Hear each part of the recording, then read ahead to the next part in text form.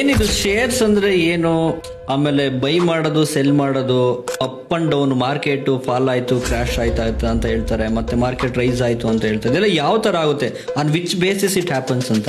Complete ಇದು sentiment sir. Short time ಏನೆಲ್ಲ up down ಆಗುತ್ತಲ್ಲ ಅದು sentiments. Over all long period growth ಆಗುತ್ತಲ್ಲ ಅದು ಒಂದು ಕಂಪ್ನಿ ಡೆವಲಪ್ಮೆಂಟ್ ಇಂದ ಗ್ರೋತ್ ಇಂದ. ಲೈಕ್ ನಿಮ್ದೇ ಒಂದು ಕಂಪ್ನಿ ಇದೆ, ನೀವು 1 ಕೋಟಿ ಇನ್ವೆಸ್ಟ್ಮೆಂಟ್ ಮಾಡಿದೀರಾ, ನಿಮ್ಗೆ ಇನ್ನೂ ಒಂದು 10 ಕೋಟಿ ಬೇಕು, ನಿಮ್ಗೆ ದುಡ್ಡು ಬೇಕು. ಬ್ಯಾಂಕಲ್ಲಿ ಹೋದ್ರೆ ಇಂಟ್ರೆಸ್ಟ್ ಜಾಸ್ತಿ, ನಿಮ್ ಬ್ಯಾಂಕ್ ಲೋನ್ ಕೊಡ್ತಾ ಇಲ್ಲ ನಿಮ್ಗೆ.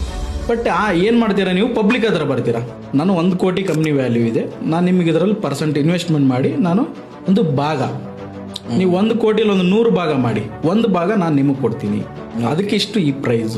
ಏನೆಲ್ಲ ಲಾಭ ಬರುತ್ತೆ ಆ ಭಾಗ ಹೆಂಗ್ ಕೊಟ್ಟಿದ್ರೆ, ಲೈಕ್ 1% ಕೊಟ್ಟಿದ್ರೆ 1 ಕೋಟಿಲಿ, ಆ ಒಂದು ಗ್ರೋತ್ ಆದಾಗ ಅಷ್ಟೇ % ಕಂಪ್ನಿ ನಿಮ್ದು ಓನ್ ಆಗಿರುತ್ತೆ. ಒಂದು ಕಂಪ್ನಿದು ಒಂದೇ ಒಂದು ನೀವು ಶೇರ್ ಇಟ್ಕೊಟ್ರು ಕೂಡ ಆ ಕಂಪ್ನಿ ಪಾರ್ಟ್ನರ್ ನೀವು.